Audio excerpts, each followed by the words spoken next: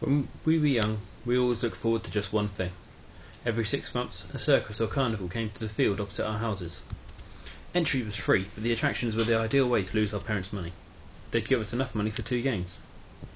The boys of the street always played the shooting games, imagining themselves as some hero from TV or comic books, and tin cans as Nazis or commies or anything we'd heard our fathers talking about, fathers who would watch their daughters as they tried to win stuffed bears and puppies, and eventually having to shell out more money to ensure a quiet night.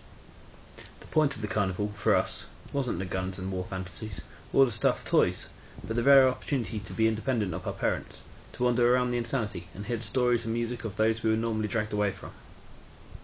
A man with a dog and blanket was always there, playing a tin whistle, the soft sound barely heard over the din.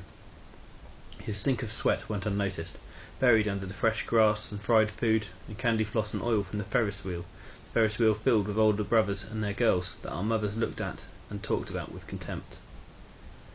The man with the tin whistle would play, occasionally taking a sup from an earthenware jug in his pack. He'd wait for us to run out of energy and go to him, sitting in a semicircle around, petting the dog and quieting down. He put aside his tin whistle, and now the noise he made was his voice, cracked and gruff with age, and he'd tell us stories. We were always sure to set aside pennies for these stories, putting them into a square cloth, which would be drawn up into a pouch to go in his pack.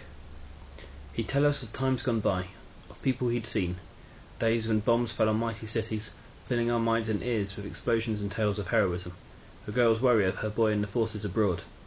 We'd hear how we went to America, a mystic place to us, our ideal place, the home of all our comic book heroes. He told us how we travelled by train, car and foot from one side of that great place to the other, arriving in New York after hiding in a lifeboat, and playing cards with gangsters and fighting thieves. This held the boys in a trance, but he would shift gears and tell the girls of a couple in Italy, who loved each other against their parents' wishes, who ran away together to be married in a small chapel in the countryside. We'd sit there for hours giving away our pennies. When the sky turned dark, our mothers would come, chastising our fathers who would linger and talk to the storyteller, taking sups from his jug.